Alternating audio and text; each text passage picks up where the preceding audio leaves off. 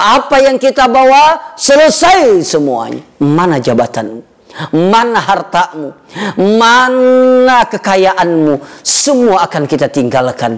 Maka benarlah kata Rasulullah, kafa bil mauti wa'izan, cukuplah kematian itu menjadi nasihat bagi dirimu, sebagaimana malaikat Jibril menasihati Rasulullah sallallahu alaihi wasallam.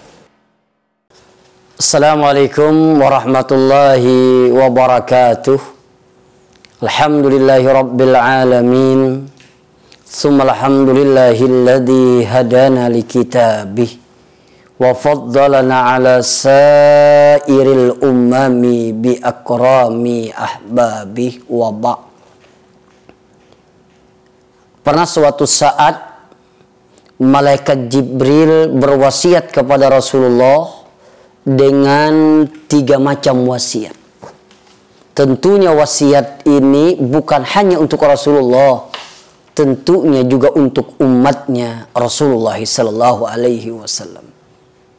Wasiat malaikat Jibril itu, ish ma syi'ta fa innaka mayitun, wahbib ma syi'ta fa innaka mufarriquh, wa wa'mal ma syi'ta fa innaka muziyun bih.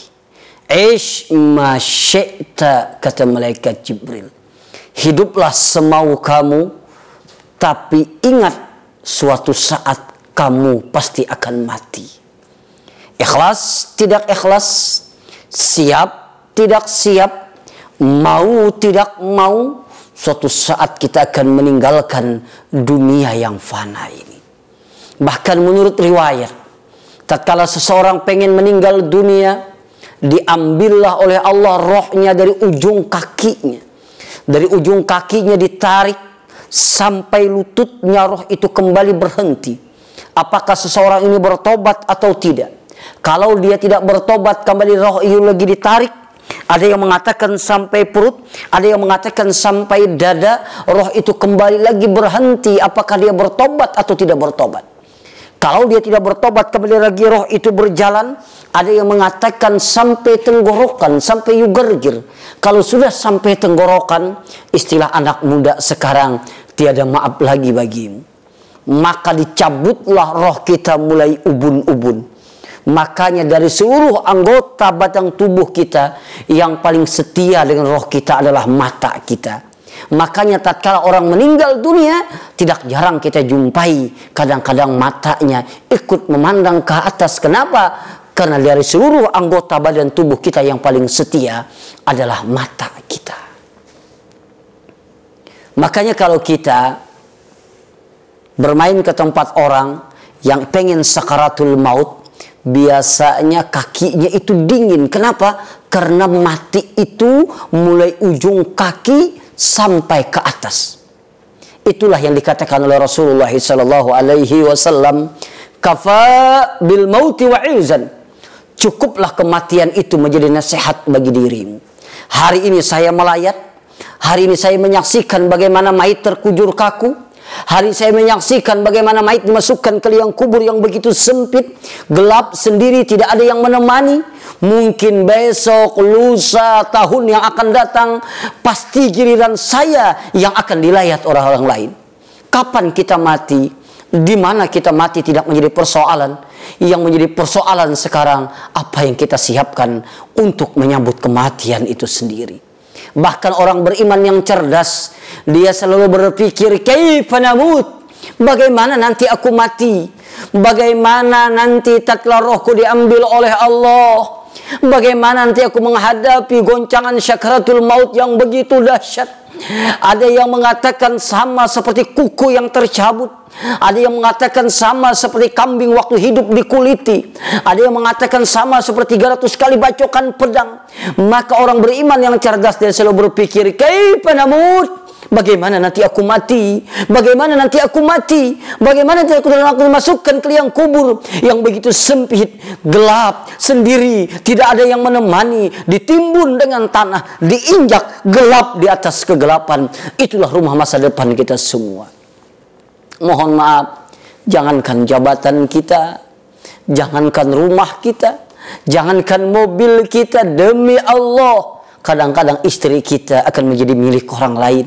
Semua yang kita cari siang dan malam, kadang-kadang tidak peduli halal dan haram, yang penting kaya, yang penting banyak duit, semuanya akan kita tinggalkan. Anak yang begitu dekat dengan kita, begitu akrab dengan kita, kemana-mana dia selalu memanggil nama kita, ma, bu. Tapi demi Allah, tatkala kita meninggal dunia, paling lama 6 bulan, tatkala dia melihat video kita, dia akan menangis. Lihat foto kita, dia akan menangis. Mendengar rekaman suara kita, dia akan menangis. Tapi demi Allah, lepas 6 bulan, dia perlahan-lahan akan melupakan kita, kembali bermain dengan teman-temannya. Tinggal kita dalam kubur. Minggu pertama badan kita mulai bengkak, minggu kedua tambah bengkak, minggu ketiga kuku kita mulai lepas, minggu keempat perut kita mulai besar, minggu kelima tambah besar, minggu keenam pecah, minggu ketujuh belatung-belatung sudah mulai datang menggorogoti batang tubuh kita. Apa yang kita bawa selesai semuanya. Mana jabatanmu? Mana hartamu? Mana kekayaanmu? Semua akan kita tinggalkan. Maka benarlah kata Rasulullah, kafa bil mauti wa'izan, cukuplah kematian itu menjadi nasihat bagi dirimu, sebagaimana malaikat Jibril menasihati Rasulullah sallallahu alaihi wasallam. Mohon maaf, kita tidak usah membayangkan kubur yang begitu sempit. Di rumah kita sendiri saja, mati lampu, angin ribut, kilat menyambar-nyambar. Kadang-kadang kita takut sekali. Padahal di rumah kita sendiri, kita masih bisa berjalan, kita masih bisa meraba, kita masih bisa memanggil anak kita, minta hidupkan lampu, minta hidupkan genset. Kadang-kadang kita takut. Padahal di rumah kita sendiri. Bagaimana dengan kubur yang begitu sempit, gelap, tidak ada yang menemani. Oleh karena itu, nasihat ini tentunya bukan hanya untuk Rasulullah, tapi untuk umatnya Rasulullah sallallahu alaihi wasallam. Hiduplah semau kamu, tapi ingat suatu saat kamu pasti akan mati. Yang kedua, nasihat malaikat Jibril.